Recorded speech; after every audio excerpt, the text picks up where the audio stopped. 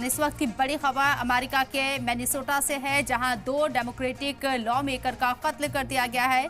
Law maker Melissa और उनके शौहर का गोली मारकर कत्ल किया गया है। स्टेट सीनेटर जॉन और उनकी वाइफ हमले में जख्मी हैं। हमले और कत्ल को सियासत से जुड़ा हुआ बताया जा रहा है। लॉ मेकर मेलिसा और उनके शौहर का गोली मारकर कत्ल कर दिया गया, तो वहीं स्टेट सीनेटर जॉन और उनकी पत्नी पर भी हमले किए गए हैं, वो घायल हैं। हमले को हत्या से प्रेरित बताया गया है।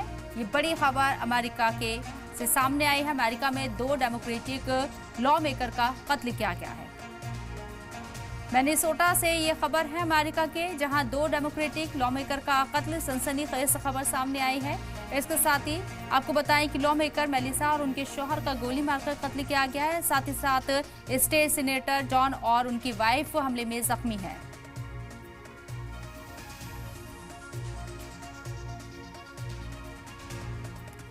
हालांकि इस पूरे हमले को सियासत से जोड़कर देखा जा रहा है और हमले के पीछे की वजह को सियासत बताया जा रहा है, जांच की जा रही है। लेकिन यहाँ ये बड़ी खबर सामने आई, जहां अमेरिका में 2 डेमोक्रेटिक लॉ मेकर का कत्ल किया गया है।